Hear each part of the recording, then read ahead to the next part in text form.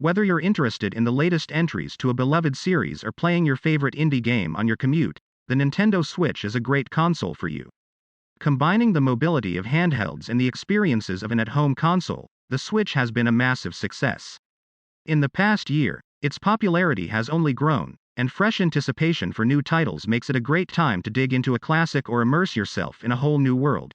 From visual novels to rogue-likes to action-filled, open-world adventures, every kind of game is on the Nintendo Switch.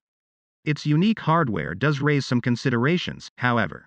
As a handheld, the console doesn't quite have the graphical output of other consoles of this generation, so some third-party titles may run at a lower frame rate or resolution than their console or PC counterparts. Check reviews of specific ports if that's a concern.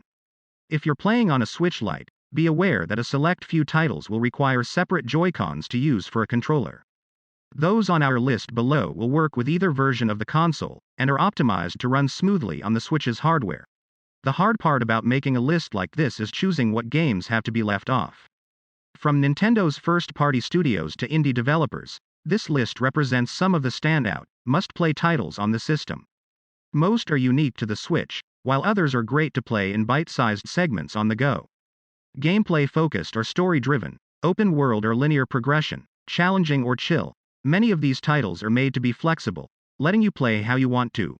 Whether you want to play as a legendary adventurer or wandering traveler, you can choose how to play.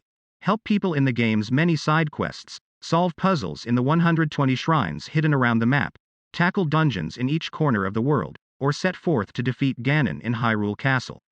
For fans of past titles, the lack of narrative direction may be a letdown. Playing alone? The World of Light is a campaign mode that unlocks the roster for the rest of the game, and is a good way to learn to play for newcomers. As with past titles, there is a learning curve, but smashing all the buttons is fun, too.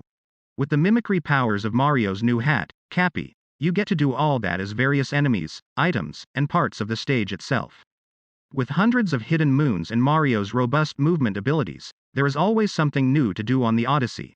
Thea's a professor at Fodlan's Military Academy. You can shape your class into the fiercest Pegasus Knights or build friendships over tea. Hardcore players can spend hundreds of hours getting to know each character, while difficulty modes and other quality-of-life features make it easy to see the epic story play out. While you'll certainly want to chart each path the game has to offer, replayability is bogged down by repeated areas early in the campaign. A complete graphical overhaul, new UI, better quest tracking, and an entire extra chapter make the remastered definitive edition for Switch the best way to play this classic. Every Nintendo console has its Pokémon games, and the Switch is no exception. Currently the only mainline title on the platform, the formula is made more approachable by quality-of-life features like Experience Share and the Corviknight Flying Taxi, while novel mechanics like camping and cooking introduce new ways to prepare your team for battle. Ultimately, how you feel about what's changed and what stayed the same from your own first Pokémon game will decide whether this is the right one for you. There isn't a more welcoming game fan. You'll always find there's something to do. Chat with neighbors, water flowers, collect fruit, furnish your home, visit other islands, and watch out for shooting stars. And with your Nook phone, players have complete control. Terraform your island into a picturesque escape, model it off a real location, or keep it random. Just don't forget to weed every day. Each level is designed with various puzzles and tiers of collectibles in hidden or hard-to-reach areas, giving speedrunner and completionists an optional challenge while leaving a, still challenging, path open for players more interested in watching Madeline's ascent. This is a hard game, but its many accessibility options can help scale down the difficulty. The game features an arsenal of weapons to match a variety of play styles, as well as metagame and run-based customizability.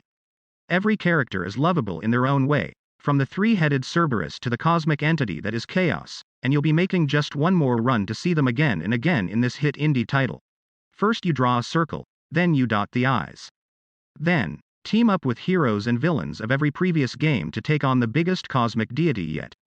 Sounds like a classic. The game's AI works well too, helping you solve puzzles by combining different copy abilities into new combos. With 4 players it can be hard to keep track of all the action, but a little chaos adds to the fun.